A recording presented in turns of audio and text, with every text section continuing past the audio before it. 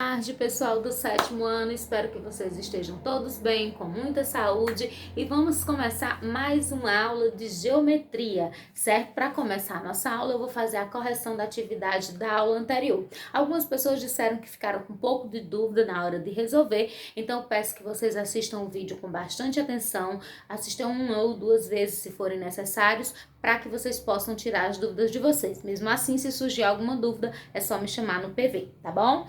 Então, a nossa atividade, pessoal, ela é na página 155. Nós vamos começar pela primeira questão, não é isso? A primeira questão diz assim: o 7º ano B tem 48 alunos, dos quais 12 são flamenguistas. Calcule a porcentagem de alunos flamenguistas em relação ao total de alunos da sala. Então, pessoal, vamos lá. Então, ele quer saber a porcentagem de flamenguistas em relação ao total de alunos da sala. Ele diz que 12 são flamenguistas e o total de alunos é 48. Então, a nossa razão vai ser 12 está para 48.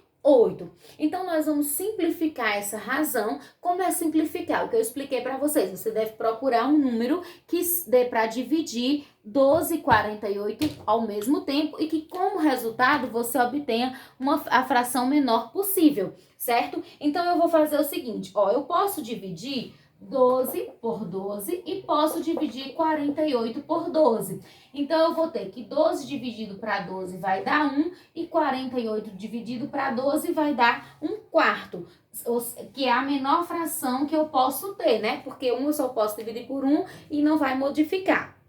E o que é que significa isso? Isso significa que a cada 4 alunos do 7º ano B, né? A cada 4 alunos do 7º B, 1 é flamenguista, certo? Então, é isso que a nossa fração, a nossa razão representa. Na verdade, aqui não é uma razão, não é uma fração. Lembrando, a gente não lê 1/4, a gente lê 1 está para 4. Ou seja, que a cada 4 alunos do 7º B, 1 é flamenguista, tá certo? A segunda questão não fazia, agora nós vamos para a terceira questão, que diz assim: a superfície área de uma cidade A é 80 mil quilômetros quadrados e essa cidade tem uma população de 125 mil habitantes. Qual é a densidade demográfica da cidade A? Aí embaixo tem, nota, a densidade demográfica é a relação entre a população e a superfície do território. Então, nós vamos pegar, como ele já disse, a densidade demográfica vai ser a relação entre a população, que no caso é 125 mil habitantes, dividido pela área, que é 80 mil quilômetros quadrados.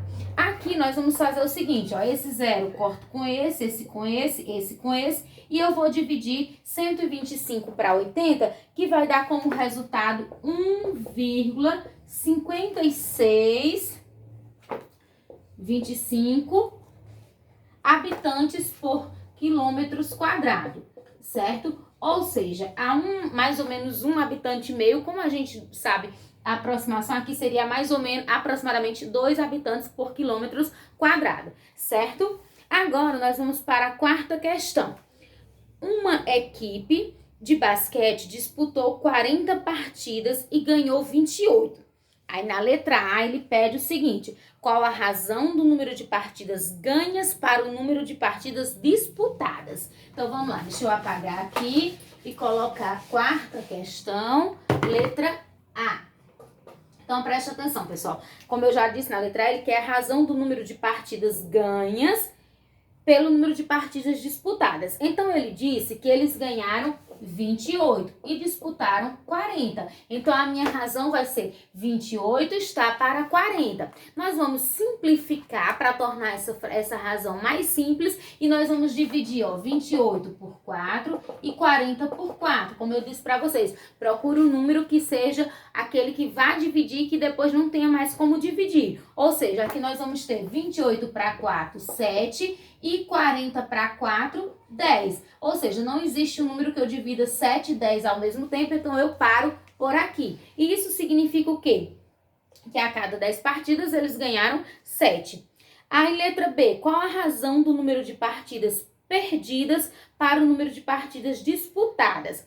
Ó, nessa letra B, a gente precisa encontrar o número de partidas perdidas.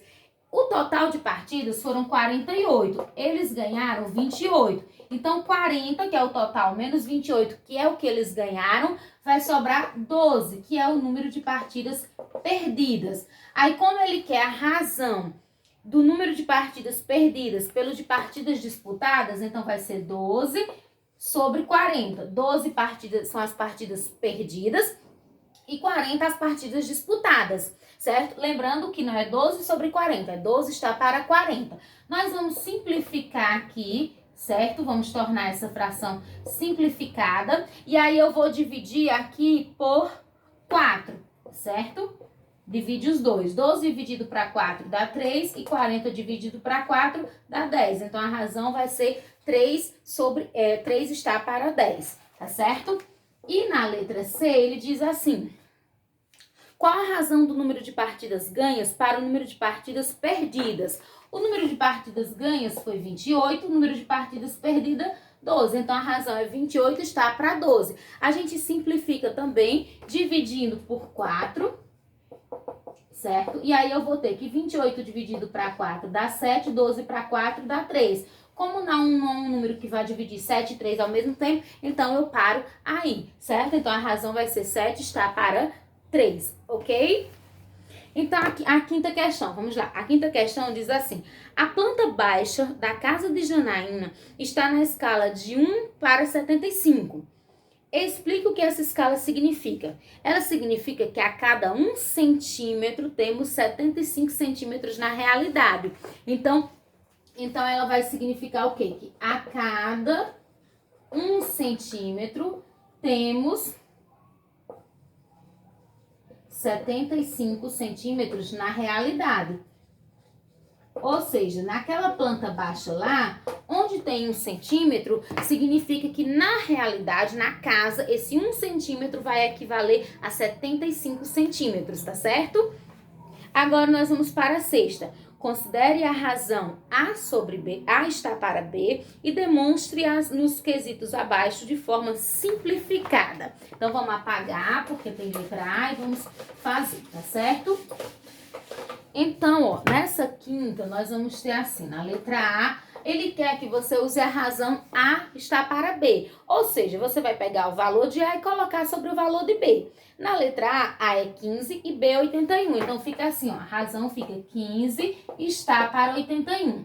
Ele quer a forma simplificada. Então, simplificar é procurar um número que divida os dois ao mesmo tempo e que torne ela irredutível, ou seja, que ela não possa mais ser dividida. Então, no caso aqui, eu vou dividir para o 3, ó.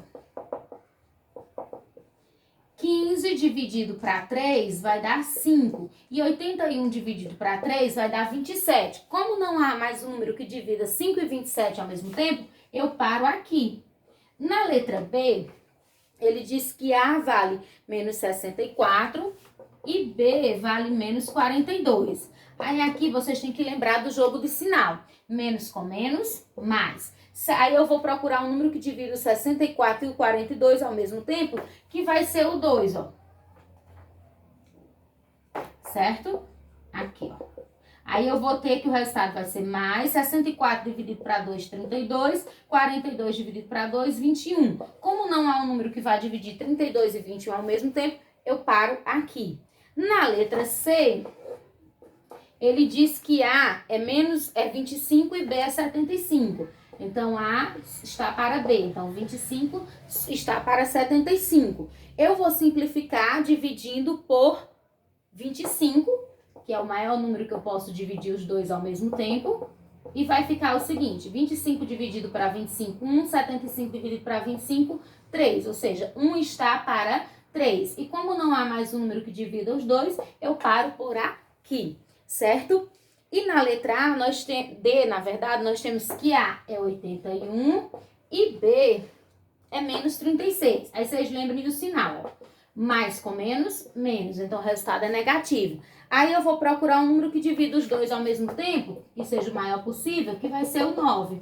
Então, 81 dividido para 9 dá 9. E 36 para 9 vai dar 4. Então, como não há um número que divida o 9 e o 4 ao mesmo tempo, eu paro aí, a razão é 9, menos 9 está para 4. Você pode fazer esse processo por par, você pode dividir por 2, por 3, até encontrar o maior, tá certo?